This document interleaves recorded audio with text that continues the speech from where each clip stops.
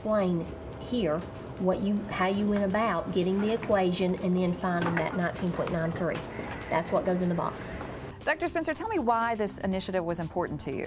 One of the major factors we looked at involved getting our students more engaged in mathematics and science, and having them explore upper level mathematics classes, which is not something that they had historically been doing. The other big component was the access that students were going to have. Living in a rural community, all of our students do not have access to internet services, and we really wanted to level the playing field. We wanted all of our students to have those opportunities. Now, you're a principal at one of these schools. How has this changed your approach to education?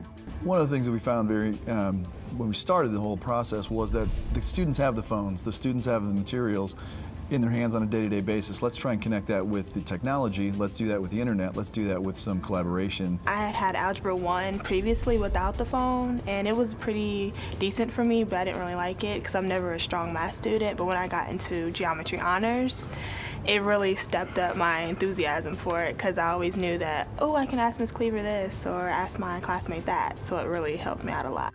Well, from the beginning, I realized that these students knew more about this phone than I did. And so I had to accept the fact that they were going to have to also teach me as we went through this process. Well, I've always been a little different as far as, to want to use technology or be out of the box. Standing in front of the board, lecturing all the time, that does wear on the students as well as wear on the teacher.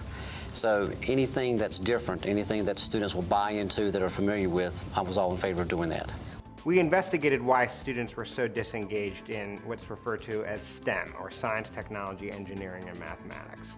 And we did this by asking a series of students within the DC metropolitan area why they felt so disheartened in working with math and science. And they told us essentially that they wanted to take advantage of utilizing portable devices. They wanted to take advantage of utilizing social networking technologies, and they wanted to gain access to manipulatives, and they wanted to be able to experience the cause and effect relationship of math. So we took that information and designed all of the elements that go into Project K-Nect today.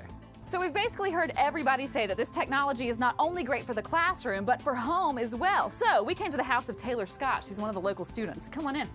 So I'm excited to learn about this. Show me this device that you bring home to do your homework on. Well, it's a smartphone, and it has lots of different capabilities like video, and we have internet access on it as well. And most of the time what we do for homework is I'll write down a math problem on my paper and write all the steps out. Then I'll write it on this bigger piece of paper in red so they can see it better.